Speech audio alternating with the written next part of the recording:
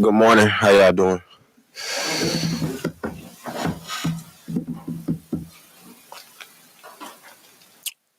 What what changed Saturday after the first quarter? Honestly, we just had to settle down. Honestly, we were kind of like playing on our heels. We just had to be the hammer instead of the nail. So, Josh, what are your thoughts on the performance you had against Oklahoma State? They challenged you a lot, but you only allowed so many catches. I just wish I wouldn't have gave it a touchdown, but it is what it is. Yeah. You're happy or not happy with the performance? I mean, I'm thankful. You know what I'm saying? Because where I came from, but obviously I want to be one of the best. So What's it mean to you guys as a program? I mean, you're part of something special. It's the first time in program history that you guys have beat three ranked teams in consecutive weeks. What's that mean to you as a player? it means a lot. It goes kudos to the work we put in, the mindset. Every day we come to work, it's just for us to get better. Mm-hmm. Have you got a chance to watch much of Kansas State yet? Yes, sir. They're a sound football team. They run what they run. They're not going to change for anybody.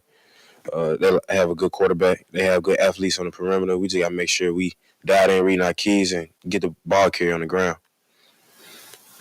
Is how similar is Martinez to Sanders? The Oklahoma State Dual threat, really the legs, but Sanders, he puts more like air under the ball, so you have time to recover. Martinez, he's more on the line throws. He doesn't hang the ball in the air. He wants to get it complete right now. I know you want to hear something. I'm not going to ask you to compare what's happened here in the past, but with Coach Dykes, what do you see with him that makes this work for you guys and for him as a leader? He's a great facilitator. He lets his coaches do their jobs. He doesn't try to hound or breathe over nobody's neck. He just real relaxed guy, just full of good energy. And like he always tells, like take a deep breath before the game. Like just play your game. Like he just like even show. That's what I love about him because it helps me too. I know he's had some teams in the past that had fast starts, but obviously didn't have the depth he has here. Right. What do you see about this team that you think will allow you guys to sustain what you've already started? Uh, they're wanting to come to work, not just saying it's another day at practice, but actually being present in practice, being intentional with what we're trying to get done, details, being in our spots, being on our guys, and just being on that type of mindset every day, really. Yes, sir. Kansas State. It's a different challenge for you guys with the type of offense they run. They're more of a run team compared to the last few teams y'all faced. Mm-hmm. Pass the ball a lot. How does that change for you as a cornerback? I stick my nose in there. That's it. Cover when I need to cover, support in the run when it's time to support. Josh, you play against that offense, every day in practice, that kind of stuff. Mm-hmm. Quentin's had a good couple of weeks. As a corner, what makes him such a difficult corner? I say he's like he's smart. So you give him some, he got something for it. He always got counters, and then he got basketball in him too. So he can move, he can shift his weight. Obviously, he can go high point the ball. We all seen that the last 2 weeks. Exceptional route runner, physical when he needs to be. I mean, he's just great work all around talent. I love going against him for sure. What was your feeling like as a player when you see that much energy coming from the stadium late in the game against Oklahoma State? How does that help you guys? It helps us a lot. Like that's what we count on as far as like other than ourselves, we count on the fans to help us get an edge or you know what I'm saying, momentum shift. We need the fans in the game just like we are. So you guys are eighth in the country. Mm-hmm. Have you played your best game yet? Me? No. What could be better? Starting fast, playing 4 quarters of our type of football. I'm pretty sure any other player would say the same thing. I guarantee you that, like 100%. So what does that say about this group that it's been able to do what you've done and win these 3, 5, 6 games in a row? We got a long way to go. We could be even more special. Like way more special. my vision for what I see us, we could be number one. We just got to work. Did you anticipate that when you got here, or is that something you've seen grow since you've gotten here? It's grown over time. It's kind of hard to see stuff day one, but it's grown over time, definitely. And my confidence in the guys is growing every day as we go. So, like, the sky's the limit to where we can take it. How much do you think your teammates believe the same thing you believe as far as taking it forward? I mean, I put it like this. It takes somebody to believe in it 100% before somebody else does it, because it's kind of like they kind of shaky. But at the end of the day, as a leader, that's your job for everybody else to, you know what I'm saying, get everybody else to buy in. But as a team, collective group, we're buying in pretty well. We just got to keep buying in until the season over, till we get to where we're trying to get. Like, it never stops. Getting better never stops. So we got to always keep trying to put something in the bank, put something in the bank, put something in the bank.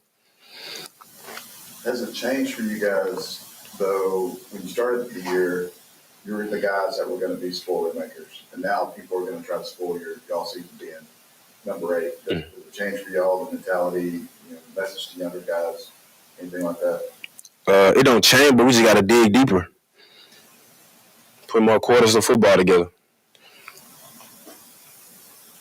You said you went against Quentin. Mm-hmm. You saw Kendrick Miller too. Mm-hmm. How hard is it to tackle Kendrick? I mean, we never just been in open field, so I really can't speak on that, but he's a raging bull when he run that ball, though. He run with his nose down, his pass low. He trusts his legs, he keep his feet turning, so I'm pretty sure for other teams it's kind of hard to tackle him, but personally, I've never been in a situation to, like, test him or nothing like that. When you see him run over another defensive back, does that fire you up? Do you feel sorry for the guy trying to tackle him? I definitely feel sorry for him, but I really don't, because we trying to win. So if he keep running people over, hey, it's easy on us as a defense. Anything else for Josh? Thank you. All right, y'all take care. All right, appreciate it. Here we have Wes Harris, offensive guard next, and we'll go straight to questions. What's up, everybody?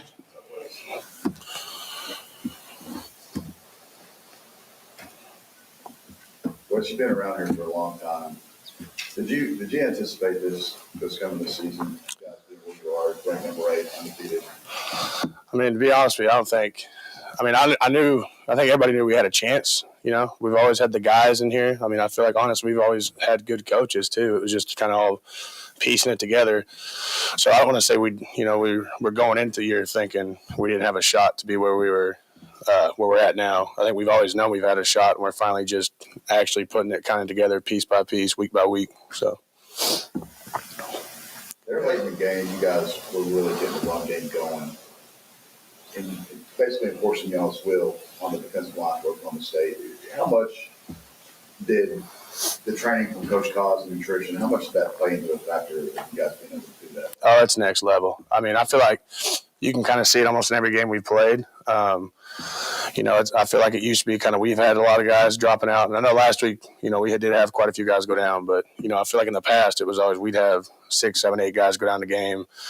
And then, it's kind of vice versa. Get late in the game and they'd start blitzing us more, and they'd start kind of containing on us, and then vice versa, they could run the ball on our defense. And now it's kind of flipped, like I said, I feel like it's a huge mindset deal. Like nutrition-wise, it goes back to that, but, I mean, they just install so much confidence and, like, that don't stop mindset, don't ever get complacent and comfortable where you're at. But I feel like it's finally to the point where you can feel that, and it's fun. You pick up on that stuff. You can feel that the defensive line giving in, the defense giving in, we're running the ball and they can't stop it. And so I think not just us, the defense feeds off that as well. And, it's fun. It's definitely a good feeling. So. Obviously, new coach, Coach Dykes comes in, a different, setup around here. What difference has Coach Dykes made to what's happening right now?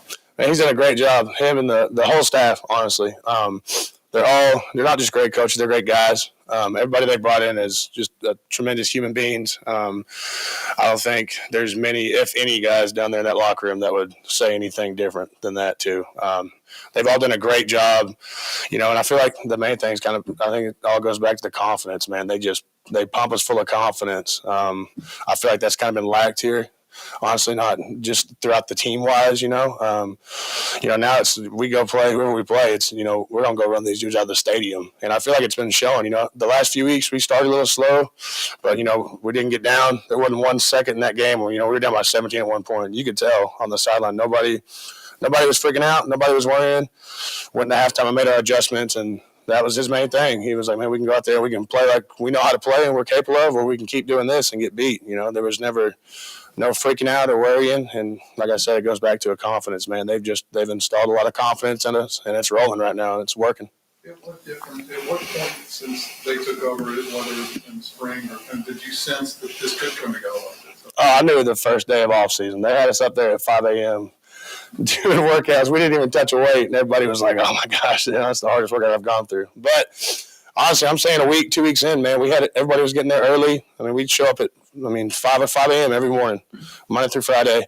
There were guys coming up here on Saturdays, Sundays doing stuff. It hadn't been like that in the past, And it's just, I honestly did. And I didn't get to go through spring. I was dealing with the injury. So I kind of got to sit back, learn the offense, watch everybody. But you could just sense it, man. You could sense it early. Everybody was coming together as a team. Shoot, after a one-on-one pass rush, the offensive line, D lineman, we all break it out together. That's normally it's, blood in the water when we see each other. So, man, I just feel like everybody's coming together as a team, and you could, I feel like you could see that pretty early on, honestly, in spring ball. Was your freshman year 2017? Yes, sir. So you were here when Sonny was here from offensive. Sure was, yep. Were you around him at all? I talked to him a little bit. It's a little bit. He was an analyst, so we didn't hear much from him or get to work with him a whole lot.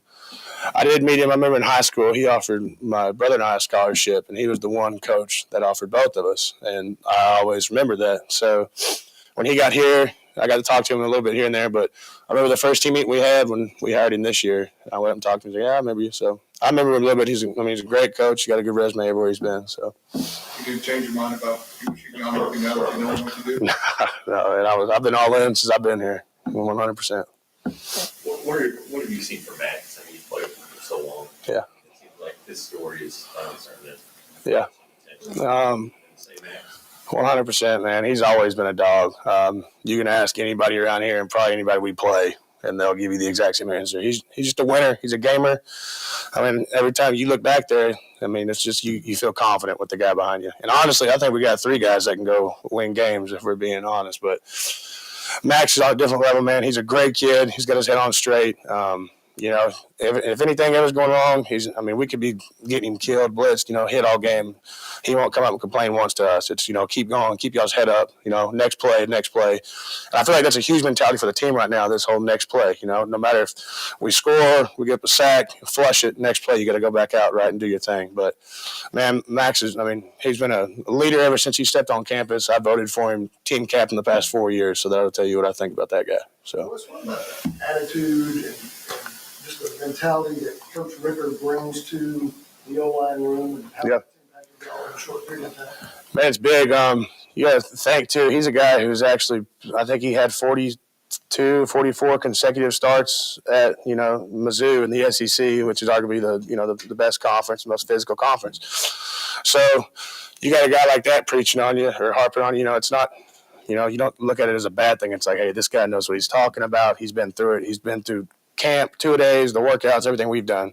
And he played the position at a high level. He was a good player. So, it helps. It definitely helps. Hearing that, he can just relate to, you got somebody you can relate to. He's been in the exact same position, sat in the exact same seat as us, but he does, man. He's changed the culture, in that room. Really in the whole offense in general. I feel it's almost more like attack mode. We're going to come up, we're going to line it up, we're going to see who's the best. We're going to give it all we got and go at you. But he's definitely established a physicality, He's really big on that and finishing blocks, and I think he's helped us, a long way. So, Wes, you've gone through some stuff. You've gone through some injuries. You've made it back, playing great this year. What You didn't have to come back either, but what was the reason why you decided to come back, and how glad are you that you came back? Man, I was just talking to my folks about the other day. I'm so blessed, man. I love this place. There honestly wasn't a doubt in my mind that I wasn't going to come back.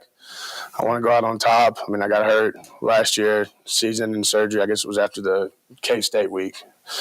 And I did. I sat there and I thought about it, man. I was like, do I really want to come back? You know, and ever since I was a kid, man, I've always wanted to go and at least have a shot at the next level, right?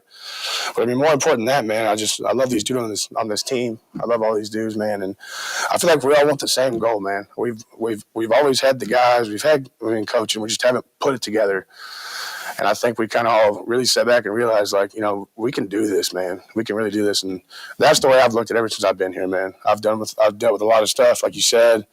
Shoot, I've had 4 surgeries. I've missed basically 4 out of my 6 years, man. But throwing it out in my mind, I was excited. I'm so blessed, man. I'm so blessed. I thank the Lord every day for it, just allowing me to still be able to suit up and play football and, you know, still play at a high level.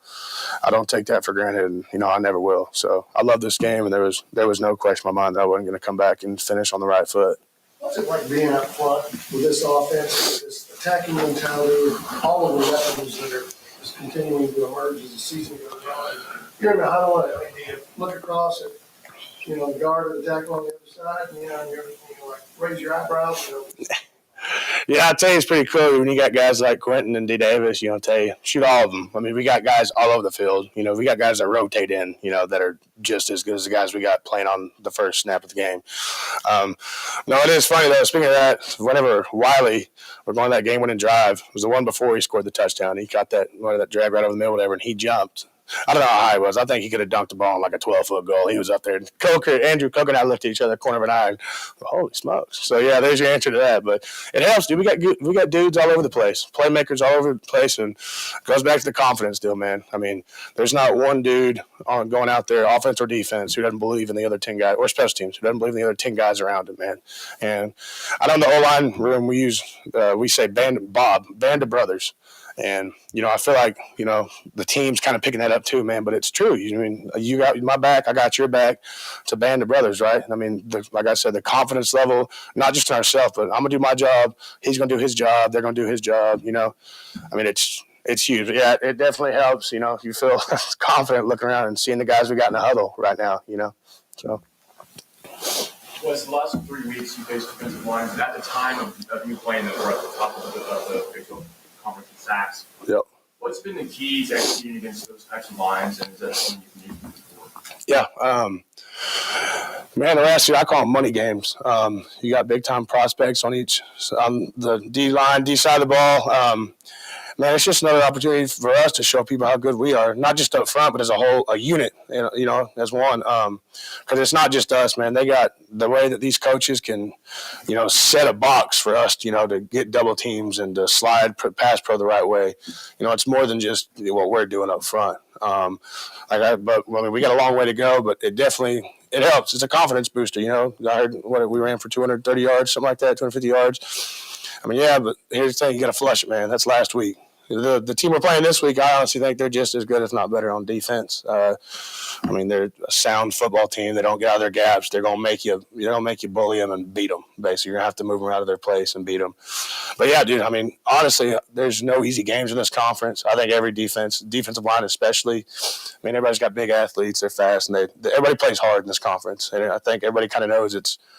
I want to say wide open, but shoot, I mean, anybody can get hot and run the table and sucker, right? So I think we know that. I mean, every team that we're going to play has a good D-line, but I think we got a pretty good offensive line too. So, and it's a challenge every week, man, but that's the awesome part about football. You know, if you were going against somebody who wasn't good, that wouldn't be the fun part. There wouldn't be no energy, no juice behind it. You want to play against the best, right? And I think we have that mindset, and it's helping us, honestly. So. Anything else for Wes? Thank you. All right. Appreciate y'all guys.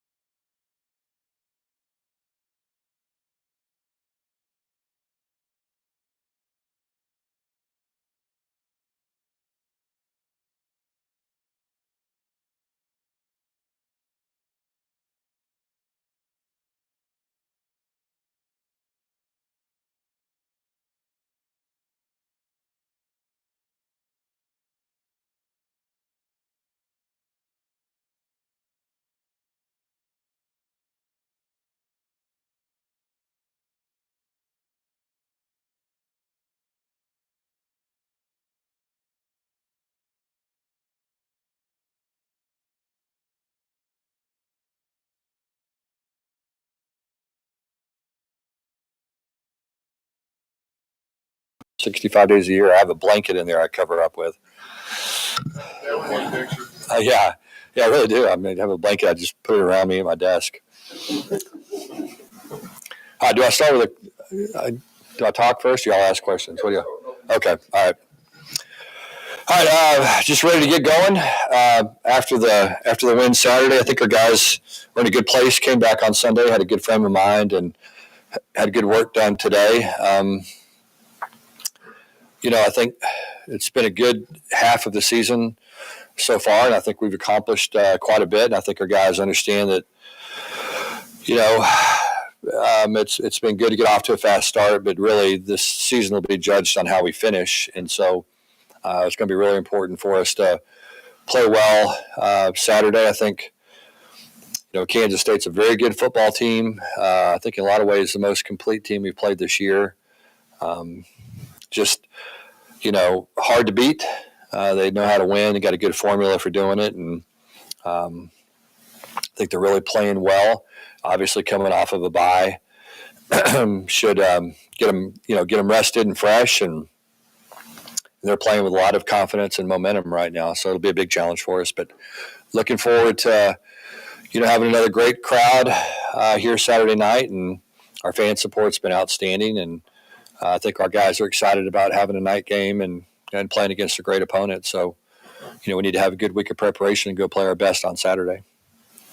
So kind of a big picture topic first, with the NIL and transfer portal, and people wanting to talk about the demise of college football and what it's going. You look at the play; it's actually been really good, probably better than what the NFL. What does that say, and what does that mean? I mean, are you in agreement that the play's at a high level? Right? Yeah. I mean, I think there's more parity probably right now in college football than there ever has been. I think there's more just certainly in the Big 12 when you look at our league. But you just look around college football and there's just great games. There were some fantastic matchups Saturday, and had a chance to, when we were done, watch some really, really good football games Saturday night, and caught a little bit of the second half of the game last night, and that wasn't near as entertaining as USC Utah was Saturday night. You know what I mean? And so it's just, I really do believe it's a great time for college football right now. We've come a long way since 2020 with all the stuff that was going on, and I think there was some legit concern about what's the future of the sport, and I think it's rebounded and probably enjoying a bit of a renaissance right now. I think it's as competitive as it's ever been, and it's fun to watch. A lot of great games and a lot of great storylines and stuff happening. So it's been a great year so far, just across the game. Sonny, you're halfway through the season, first year. Back in June, not that you were getting too far ahead of yourself, but are there things at this point in the season that have surprised you about this team, and other things that have not? Yeah, I mean, I think that's the one thing that you always have to be careful with teams is, you can have a pretty good assessment of the collection of individuals. You can kind of say, well, we think this guy's got a chance to be a good player, and we think this guy has a chance to be a good player, and we wish we had a couple more guys at this spot. And, but it's hard to say this is what our team is going to be until you line up and start playing in September. You get a sense for it, I think, during fall camp. You think what things are going to turn into, but sometimes it turns out the way you think, and other times it doesn't. So that's it's been good to see us, be able to overcome adversity. I think that's been the one thing for me that's been really impressive is just our guys' ability to focus on the task at hand. They've been really good about doing that, not getting ahead of themselves, not talking about all these things they want to accomplish. It's been more about the journey and taking one step at a time, and being able to string together positives that lead to a positive outcome on Saturday. So that's been fun to see. Some teams struggle with that. Sometimes it takes a number of years really before you can get the players to start to think that way or see that. And again, to these guys' credit, they have adopted that pretty quickly. And again, I think a big part of that has to do with, the work that was done strength and conditioning wise from January up until really July.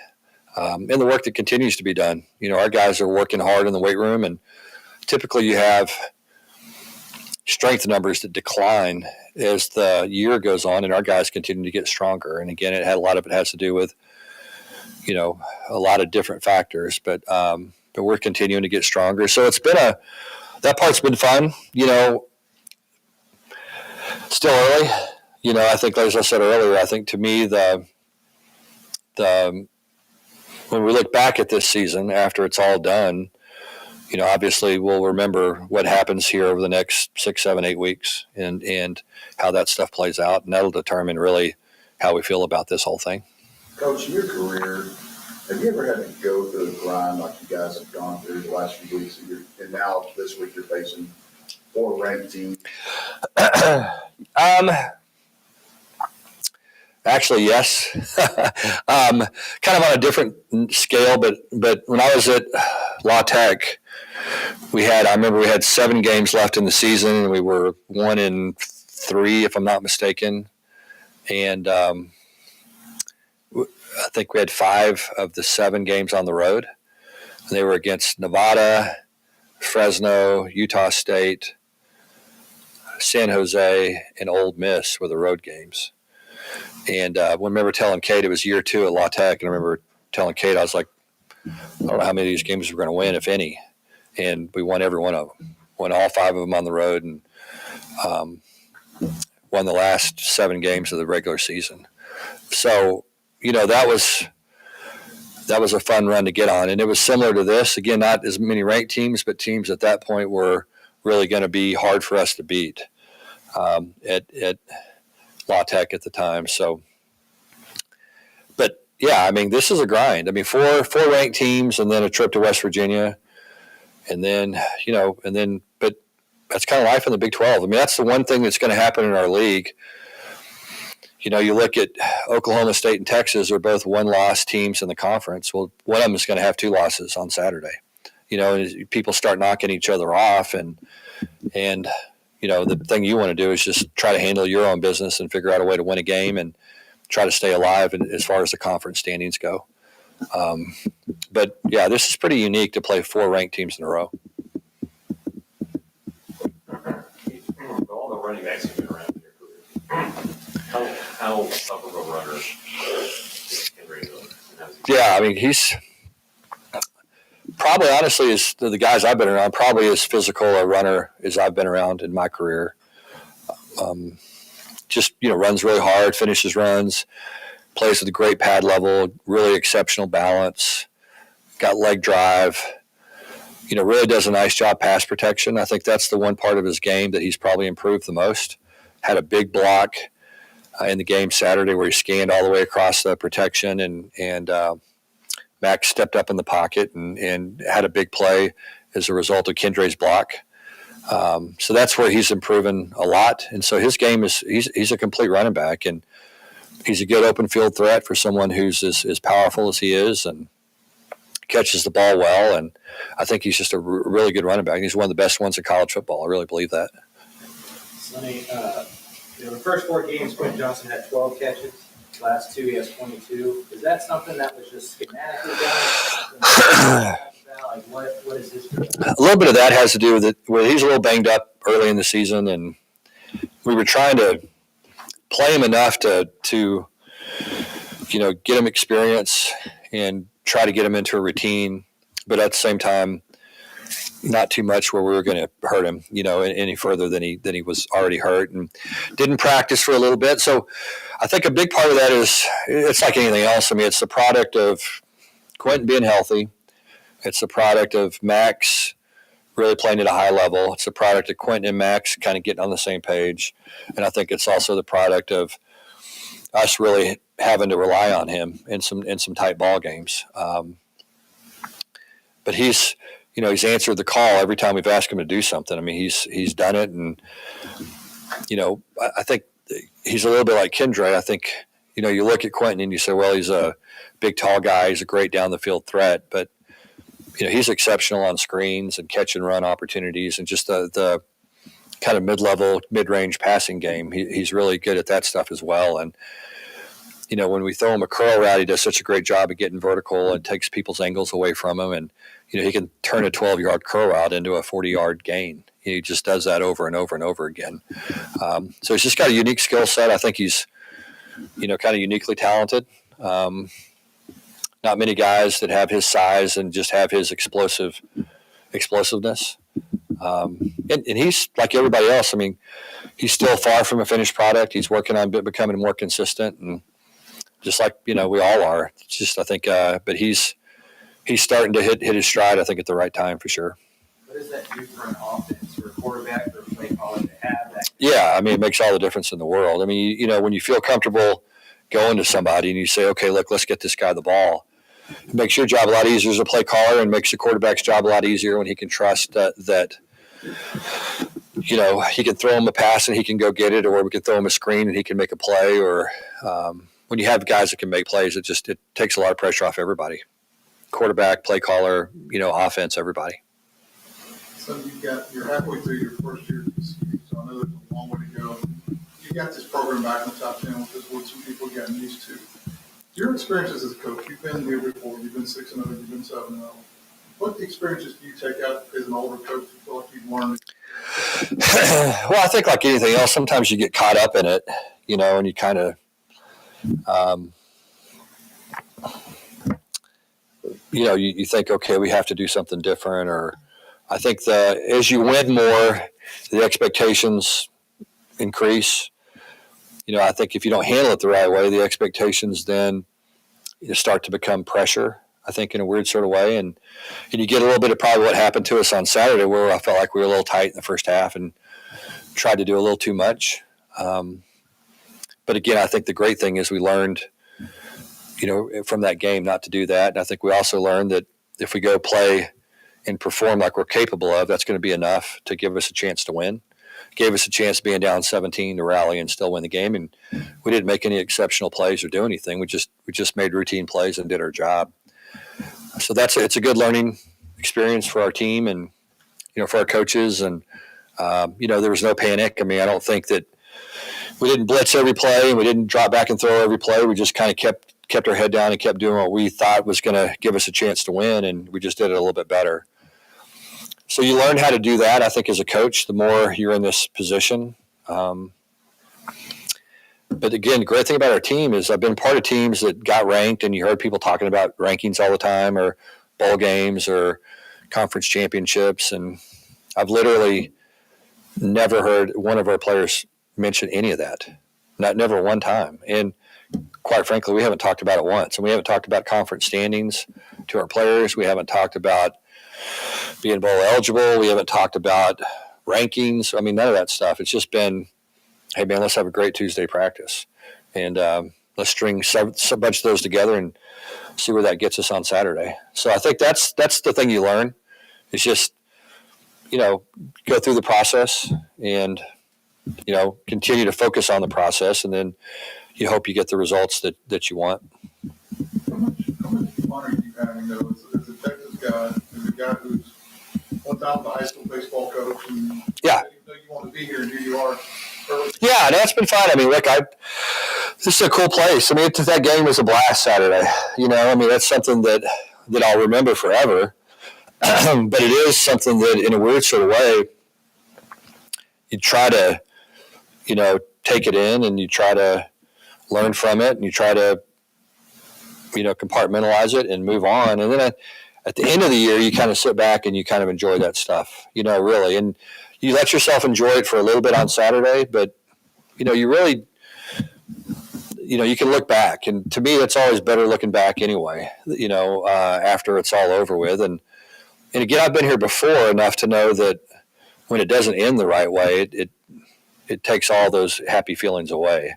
And so we just gotta keep grinding, and understand that and appreciate the stuff, enjoy the moment while you're in it, But at the same time, you put it into context and understand that, all those wins count the same at the end of the day. They're all important and they're all critical and they all help you get where you want to go.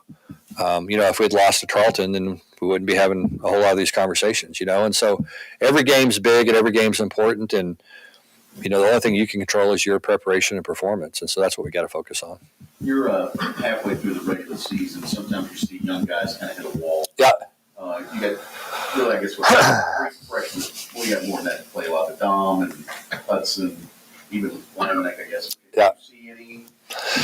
Not yet. No, not yet, especially not with Dom. I mean, Dom, I think, is just kind of different than most freshmen. He's just he's just so well prepared. Typically guys get a little bit overwhelmed. It used to happen probably more when, the freshmen would report in August and all of a sudden they had to go to classes and they weren't accustomed to college classes and they weren't accustomed to the schedule and the routine.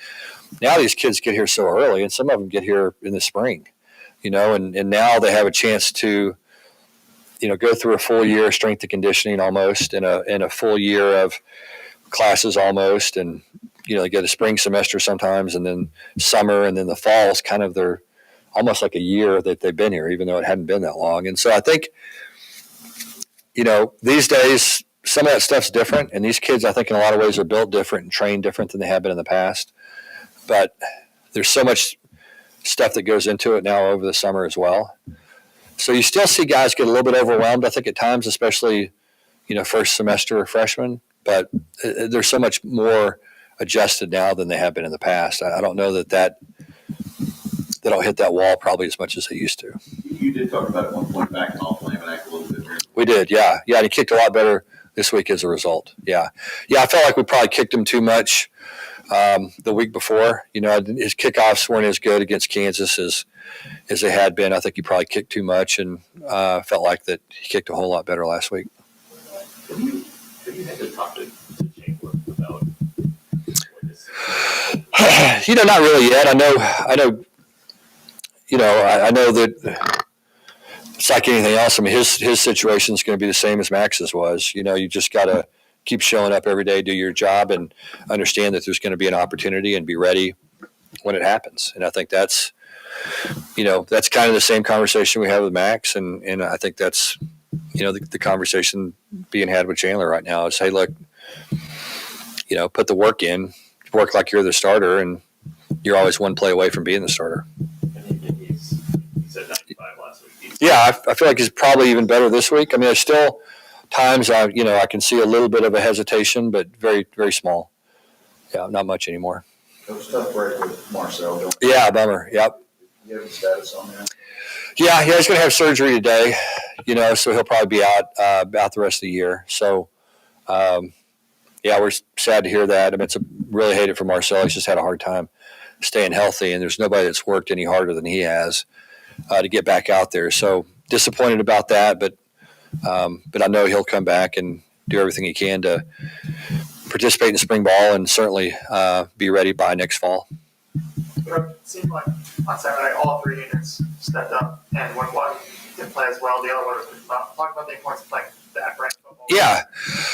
Well, when you're down, you've got to figure out a way to get back in the game. And so much of the game is momentum.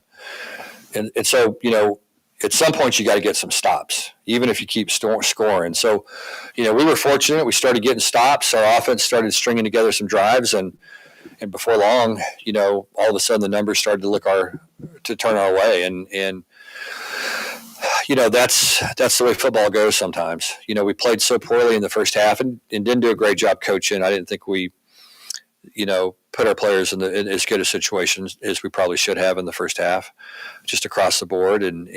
But the good thing is there was two halves, and I think our guys made some great adjustments, and we got settled in and started playing with more confidence. And but momentum is a big part of that, and we've talked about it over and over again. Playing complementary football, when you get a stop and you score, and you get a stop and you score, and you get a stop and you score, it just puts pressure on people.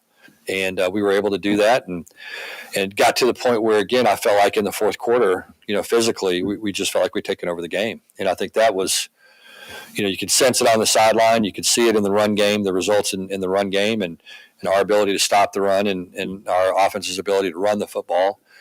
And then we felt like when we got to that point, then, we felt like we had a great chance to win the ball game. And so it took us a while to get there, and we needed to make some plays. And,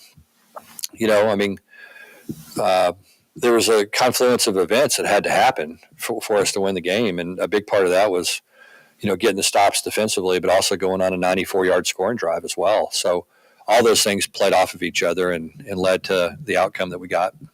You guys are pretty thin linebacker. We're thinned out a little bit of linebacker. We've lost some guys. But, that's college football, and you just got to kind of keep moving forward.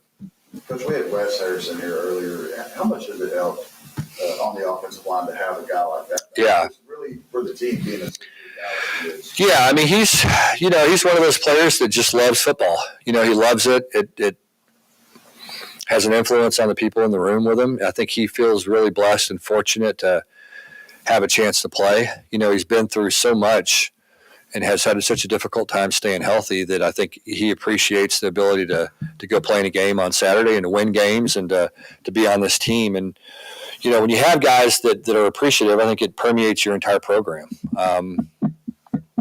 I think there's just a different appreciation for the opportunity that everybody has when somebody like there kind of gets a sixth chance in a weird sort of way, and gets a sixth year. And so he's making the most of it. He's really playing good. We needed him on Saturday, especially when Alon went down and John has gone down. And so there's, Wes has played a bigger role probably than we thought he was going to. Just didn't know how well he would hold up. He's a very, very good player. But he's just had a difficult time staying healthy. And we tried to put a pitch count on him really to limit him and bring him along and not just throw him back in there and so that he was going to get re-injured. And we had to kind of leave him in for all 9 innings on Saturday. He played a bunch of snaps Saturday, but the good thing is, he's playing at a high level and he seems like he's holding up physically, and we're lucky we have him. Coach, he's been here a long time. One of the things he said earlier about this team was there was a quick buy-in early on. Yeah. Yep. What do you think that comes from? Man, I don't know. It's a good question because, I've done this before and sometimes it takes time. I think one thing about these guys, and when you kind of look at our team, and I've said it over and over, but they just like football. And football is really important to them, and they really want to be successful.